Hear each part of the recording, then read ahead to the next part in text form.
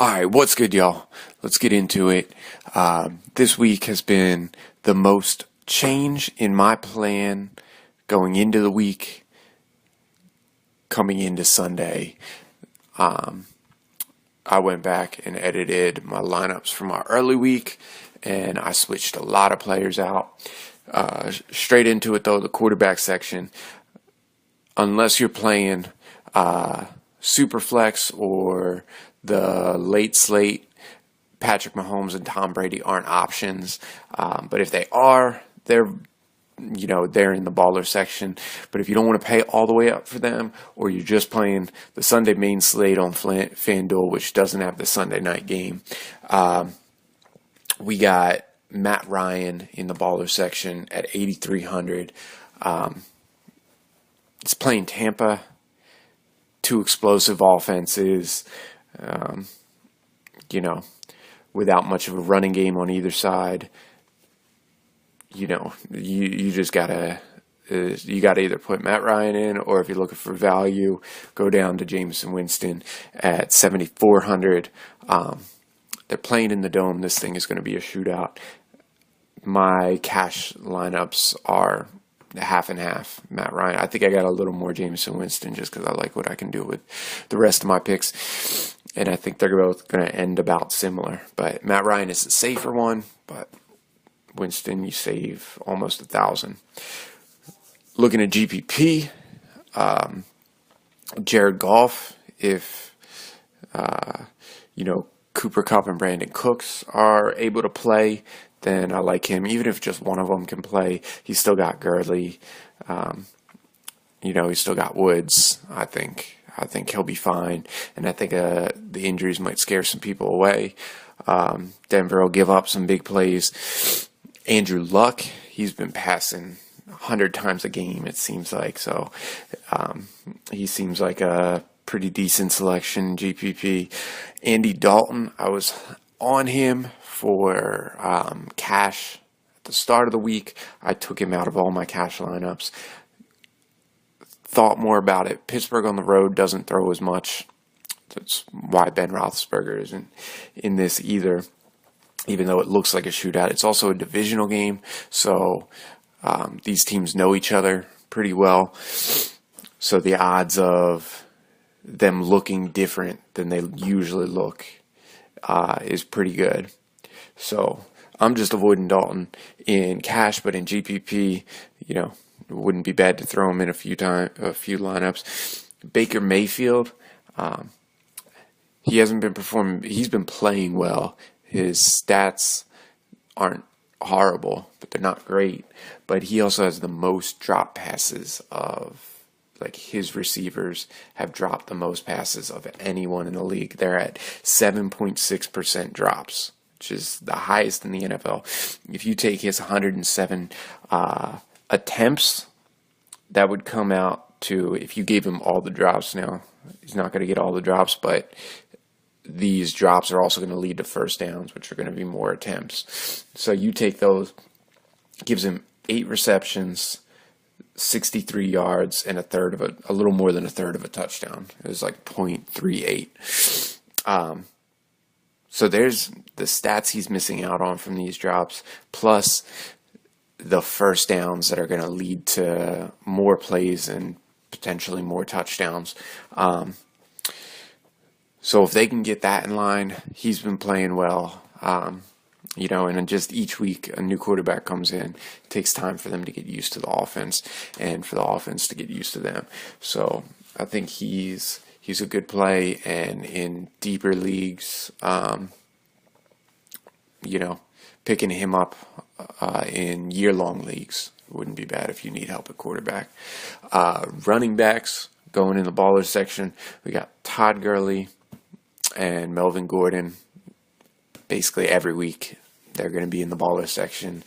As long as they're not on bye week, they're going to be in there. Todd Gurley is expensive, so I only have him in a couple lineups. Gordon, I've been going more so with. He's got a decent matchup playing Cleveland. And, basically, the two of them are matchup proof. wouldn't be against Christian McCaffrey if you're going to throw him in, but if I'm dropping down, I'm going James Conner. Pittsburgh on the road, they want to run. Like you can look at Ben Roethlisberger's stats. At home, they put it all on him. They throw all over the place. On the road, they want to run, and it doesn't even matter the matchup. This just seems like that's what they want to do when they go on the road. James Conner last week, potentially before Le'Veon Bell comes back. Who knows if Le'Veon Bell is, we'll know when he actually comes back. But I wouldn't be surprised if, thinking Le'Veon Bell is coming back, they put a lot on James Conner, knowing he's going to get a slight break when Le'Veon Bell comes back. I personally don't think he's going to go to the bench completely. I think he'll still get 30% of the carries, but we'll see. But anyway, this week he's maybe my go-to at running back. I have him in probably more lineups than anyone else, just because what I can save with him and how well I think he's going to do. Dropping down to the value section, TJ Yeldon makes it again at 7,100 at Dallas. Not the greatest matchup, but he's been getting points every week when Fournette is out. Fournette's out. Another guy who's out, we got Tavon Coleman for Atlanta. So he's going to be the lead back this week.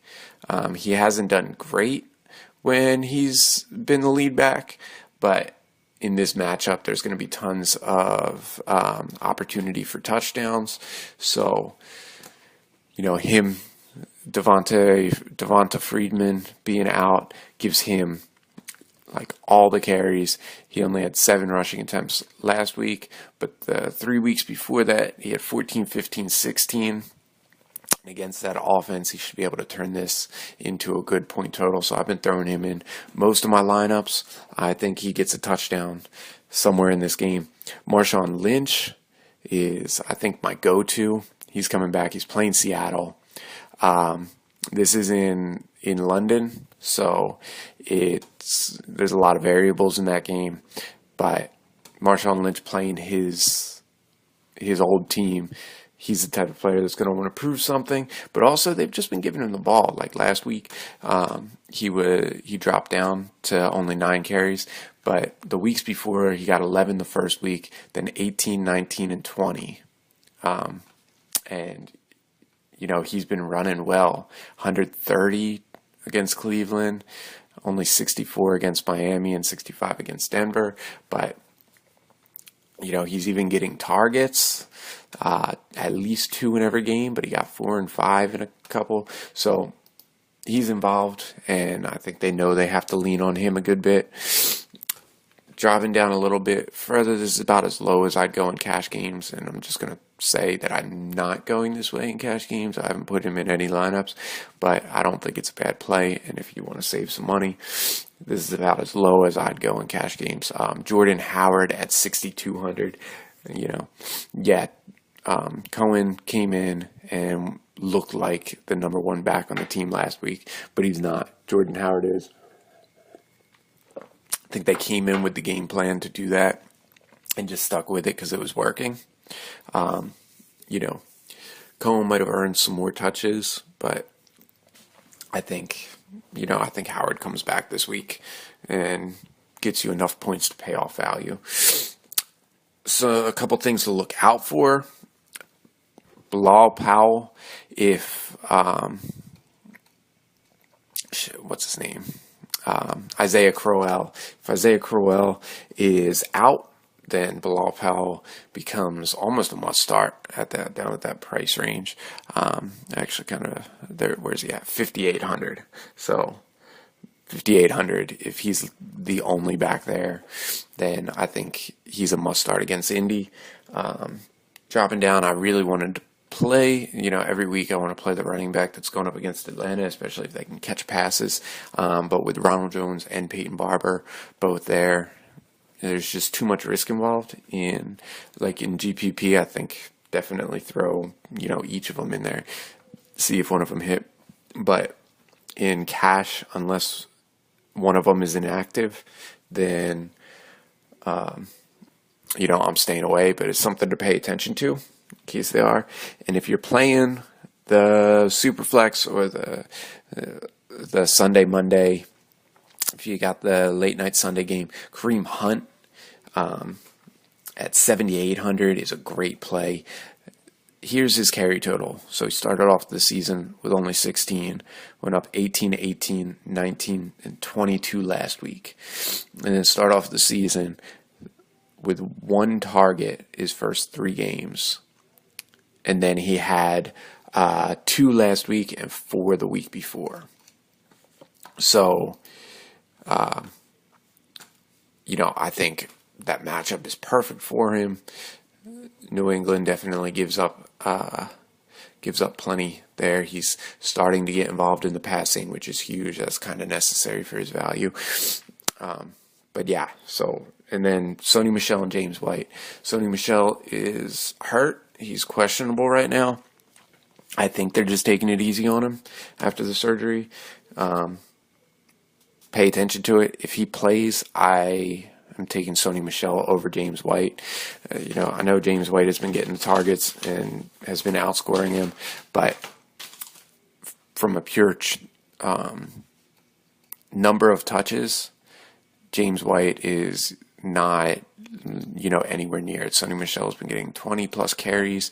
What did he get? So he got 18 last week with 1 reception, 25 the week before, 14, 10. So the past 2 weeks, he's over 20 carries.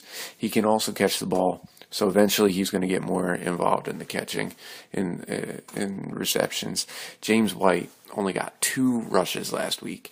With Julian Edelman back,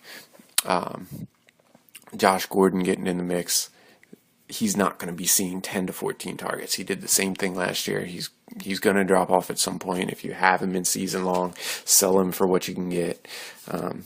This might be the week he falls off. I mean, you're playing him for sure.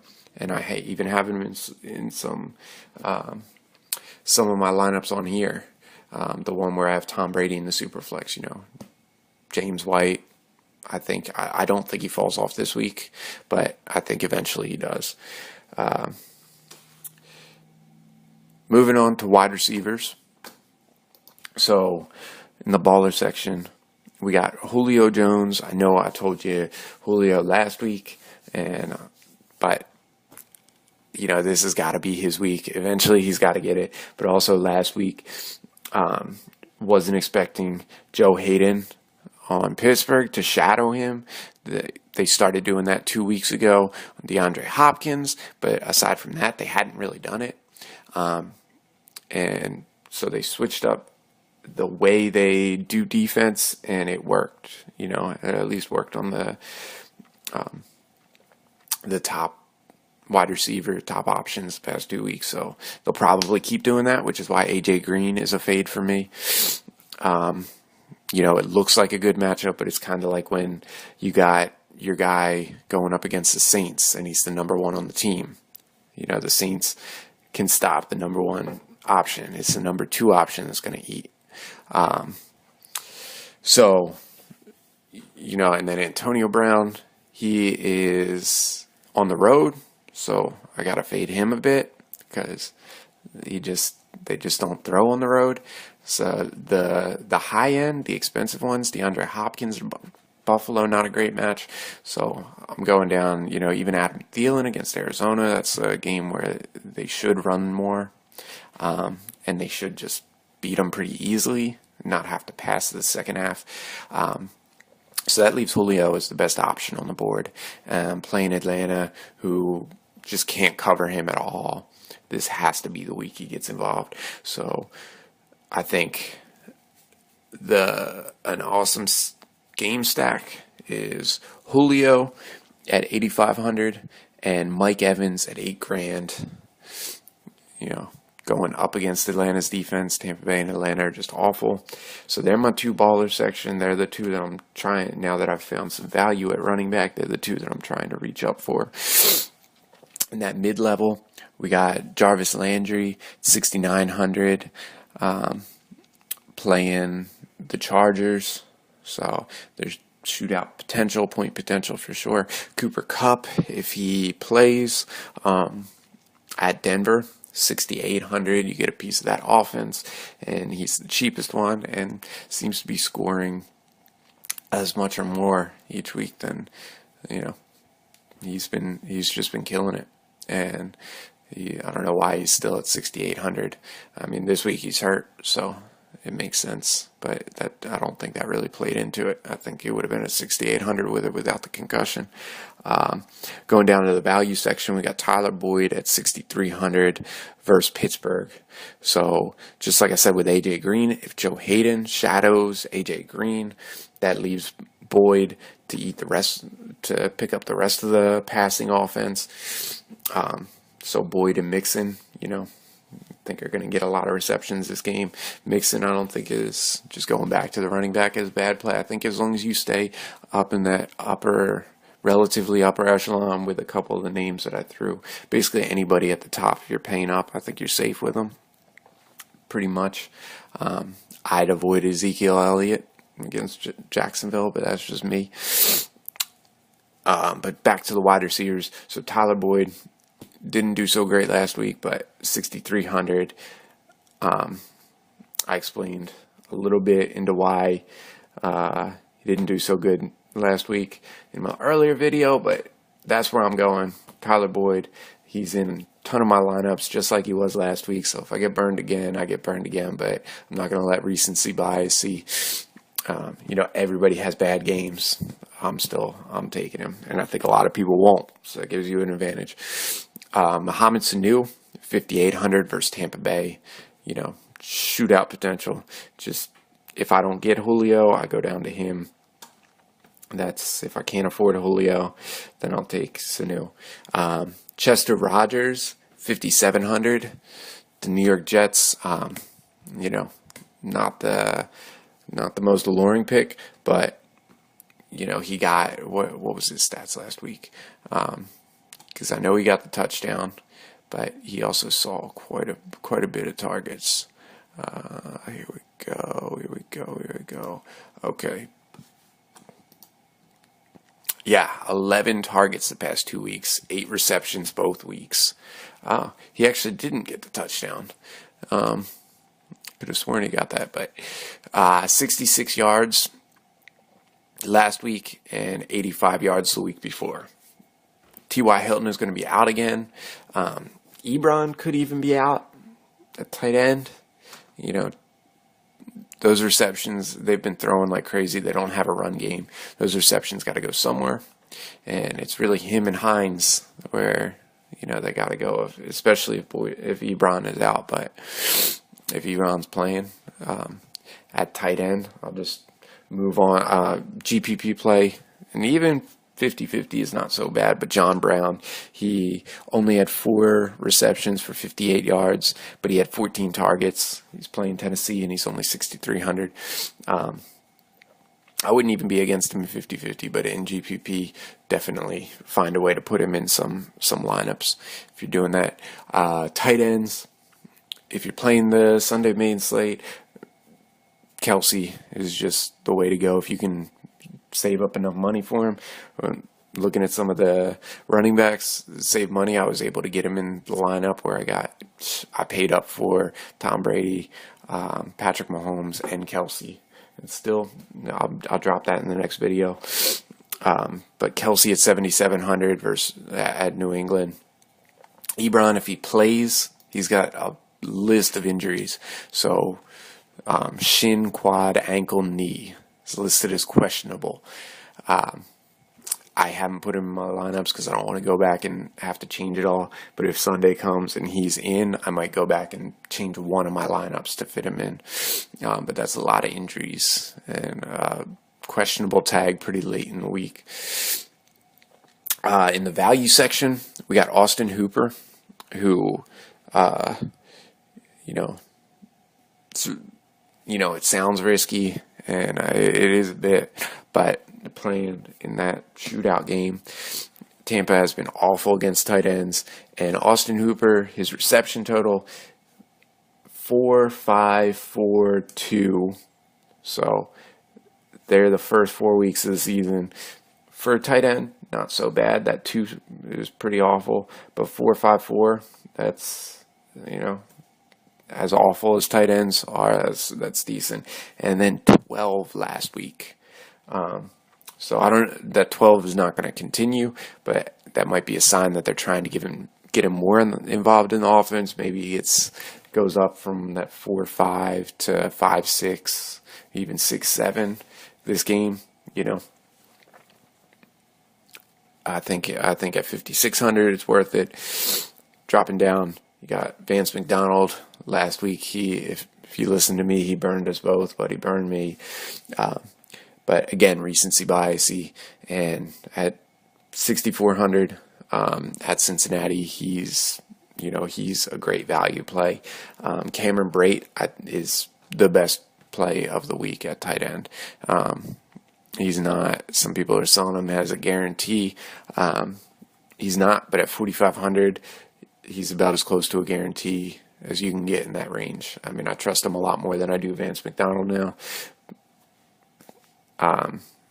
In that shootout, so he's in most of my lineups, but I'm diversifying this week. Last week, just saving that money. I mean, saving the money allowed me to do other things that saved my lineup, so it was fine. That's the good thing about paying down. If you get burned by somebody, if you pay up for Ebron and he gets hurt in the first quarter with that injury that he's got, that's going to hurt your lineup, paying up.